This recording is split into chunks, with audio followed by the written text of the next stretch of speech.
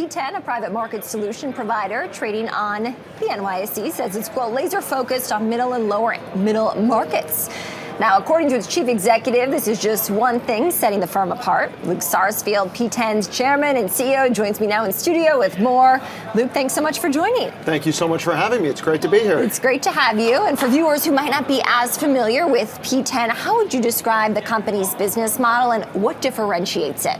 So great question. So as you mentioned, we are an alternative asset manager working across a diverse array of private market solutions. So we offer private equity solutions, private credit solutions, and venture capital solutions for a range of limited partners in our funds. And then, as you mentioned, we are laser focused and really focused in the middle and lower middle markets. We think there is differentiated alpha. We think there's incredible returns. We think it's really representative of a broad swath of the U.S. economy that's hard to get access to. And we use data-informed insights to really drive great outcomes for investors in those middle and lower middle market segments. And I know you've mentioned here that P10 has positioned itself in those particular markets. So what drove that decision? Well, initially, in many of our foundational businesses, we started focused on those market segments.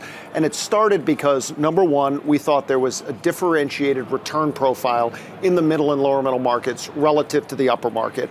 Number two, we think there's an enormous opportunity set there. If you look at the middle and lower middle markets, that's where the bulk of commercial enterprise is happening in the United States and around the world, in small and medium-sized enterprises. And so while there clearly everybody knows the big brand names, there's a lot of business activity and capital formation happening in the lower middle markets. And then the third thing we have, because we've been doing this so long, we have a real data advantage. And that data advantage drives our ability to understand and recognize great investing opportunities and then capitalize on behalf of our limited partners. Growth is always the name of the game, we know, in business. And Absolutely. So let's talk about your deal strategy. M&A, is it on the table when it comes to future growth? Absolutely. M&A is a big part of our growth profile. Obviously, we're really excited about our organic growth opportunities, but we're also really focused on capitalizing on strategic M&A that's going to help drive our franchise, broaden our product offerings, allow us to do more on behalf of our clients, and give us a breadth of investment expertise. And we focus in our M&A profile on things like private credit, on things like real assets, and on things like international exposure that we think are truly additive to our franchise. You mentioned private credit, so the alternatives universe certainly would cover that, venture, money as well, assets, real assets that is, and lower middle market buyouts. How do these segments differ in your eyes? Look, I think they are places where if you have a trusted advisor, if you have a trusted fiduciary acting on your behalf as we are, you can generate real alpha.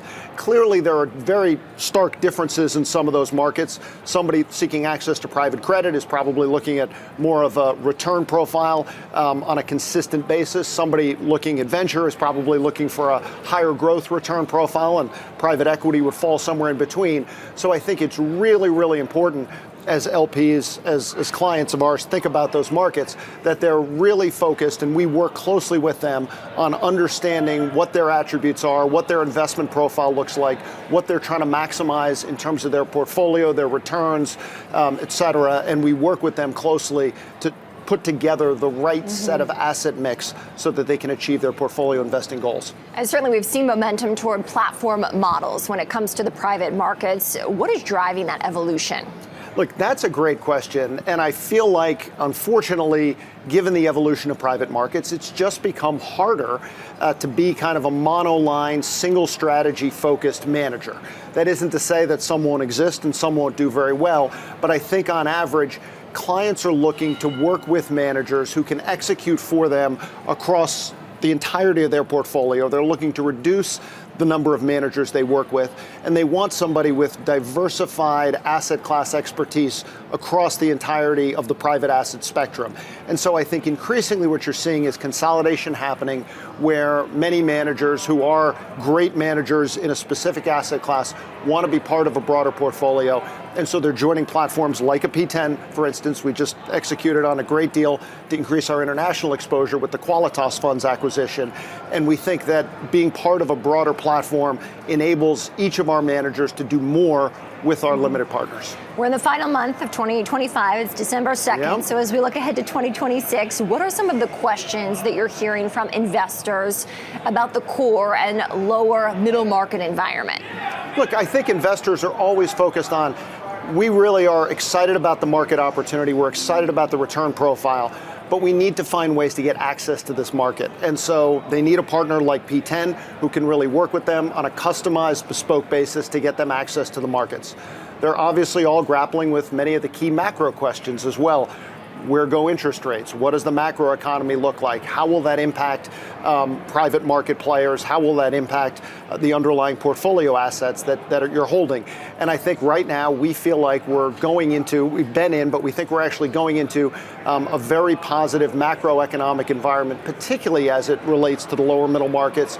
A lot of capital formation, a lot of client activity, a lot of business activity and focus on growth. And we think it's a very, very exciting time to be investing across the middle and lower middle markets. Luke Sarsfield, P10's chairman and CEO, thanks so much for joining me here at the Stock Exchange. Thanks so much for having me. Really appreciate it. Great to have you. Thank you.